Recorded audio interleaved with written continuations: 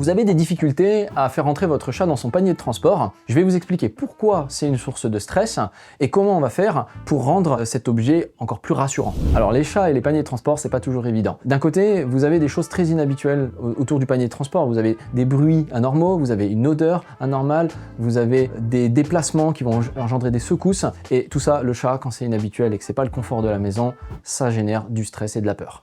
Et du coup, ce stress et cette peur vont associer le panier de transport à quelque chose de très désagréable, comme par exemple le transport en voiture, le déplacement, mais aussi le lieu dans lequel il va se rendre, c'est-à-dire par exemple la clinique vétérinaire ou le salon de toilettage. Tout commence par un bon équipement et je vais vous donner 3 conseils qui pour moi sont les plus importants pour bien choisir votre panier de transport. En 1, la taille.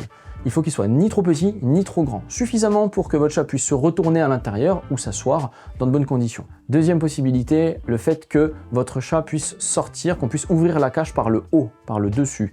Ça va vous aider grandement à l'installer à l'intérieur quand vous serez chez vous, mais ça aidera aussi le vétérinaire à ouvrir votre panier en salle de consultation, voire à l'examiner à l'intérieur, et ça sera beaucoup moins stressant pour lui.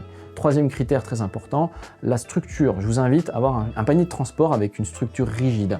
Ça peut être soit du plastique dur, soit un panier en tissu mais à structure rigide pour éviter qu'il s'affaisse. Ainsi, votre chat sera beaucoup plus stable pendant les déplacements et ça générera beaucoup moins de stress. Une fois qu'on a choisi son panier de transport, l'objectif, c'est que votre chat ne le découvre pas le jour où il doit aller chez le vétérinaire. Donc on va devoir l'habituer à ce nouvel objet. Vous allez l'installer tranquillement dans un coin d'une pièce où il va passer devant tous les jours, il va s'habituer à sa présence, pour lui ça va faire partie des meubles. Ensuite, vous allez même le rendre encore plus confortable, un petit plaid au fond, un objet que vous avez porté qui a votre odeur, vous allez installer des friandises, des jouets qu'il aime bien. Au fur et à mesure du temps, vous allez vous rendre compte qu'il va un jour faire sa sieste dessus et là bingo, c'est gagné.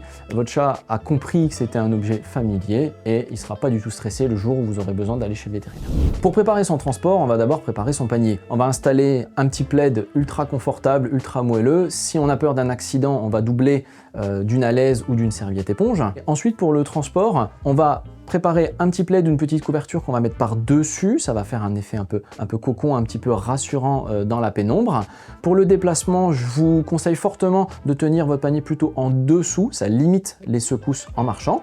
Et pour la voiture, je vous invite à baisser un petit peu le son de la radio, on va avoir une conduite un peu plus souple et on va bien gérer la température. Quand on arrive à la clinique Veto, avec tous ces conseils, on a minimisé le stress et une fois que vous arrivez en salle d'attente, je vous invite à installer votre chat plutôt en hauteur, soit sur une petite table qui est prévue à cet effet, soit sur vos genoux et on fait attention autour s'il n'y a pas trop de bruit avec d'autres animaux qui seraient un petit peu chahutant.